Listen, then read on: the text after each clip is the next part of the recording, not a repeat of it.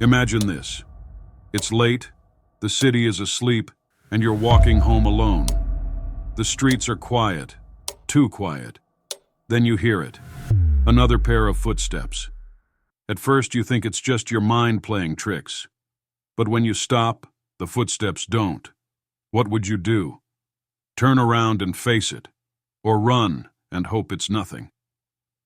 Tonight, we'll dive into the chilling tale of the shadow man in the alley, a story that will make you question what's real and what's lurking in the dark.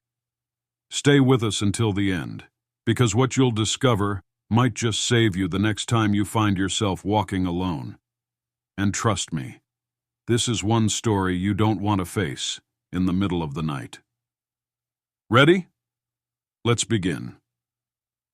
It was a night like any other. Mark had worked late, finishing another tedious shift at his office. Exhausted, he decided to take a shortcut through the alleys behind the bustling streets. A decision he'd soon regret. It's just a shortcut. 5 minutes faster, and I'll be home.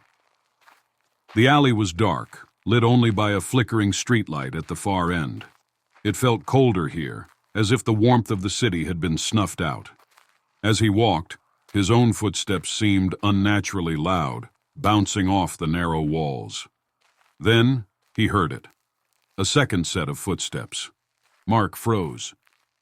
He glanced over his shoulder. Nothing. Just an empty alley stretching behind him. Get it together, Mark. Long day, that's all. He quickened his pace, the soles of his shoes crunching against the scattered debris. But the footsteps behind him quickened too. Okay, who's there? He spun around, heart pounding, but the alley was empty. Only the wind responded, swirling loose paper and dust at his feet. Mark's breathing became shallow. He started walking again, his steps more hurried this time. The other footsteps followed. Show yourself! Silence. But then, at the far end of the alley, just outside the flickering light, a figure appeared. Mark squinted. It wasn't a person. Not exactly. It was tall, unnaturally so, with elongated limbs and a silhouette that seemed to ripple, like smoke trapped in human form. Who? What are you? The figure didn't move, but Mark's chest tightened.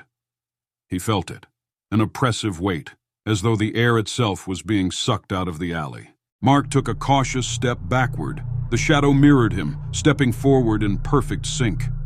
This can't be real. It's just my shadow. He waved his hand. The shadow didn't move.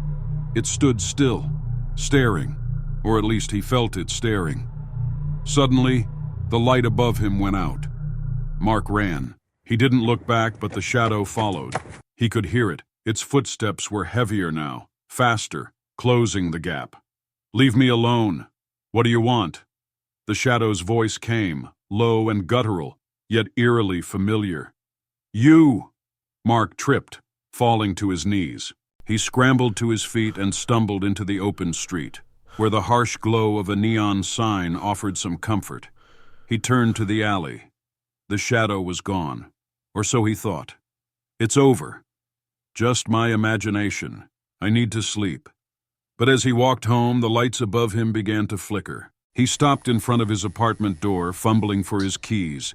He felt it again, a cold, oppressive presence behind him. Mark didn't want to turn around, but something compelled him. Slowly, he glanced over his shoulder. There it was, standing in the reflection of the glass door, its shadowy form blending with his. No. The shadow raised its arm in the reflection. Mark's arm rose too, but he wasn't in control. What? What are you doing to me? The shadow leaned closer, its distorted face now inches from his in the glass. You can't run from yourself. The next morning, neighbors found Mark's door wide open. His apartment was empty, save for a strange blackened outline on the floor, as though someone had been burned into the carpet. The next time you hear footsteps in the dark, or feel eyes watching you where none should be, remember this story. Could it be your imagination, or something more sinister? Now, I want to hear from you. Have you ever felt that unshakable feeling of being followed? Share your story in the comments below. If this tale sent shivers down your spine, don't keep it to yourself. Like, share, and subscribe so you never miss another chilling encounter. And remember, the dark isn't always empty.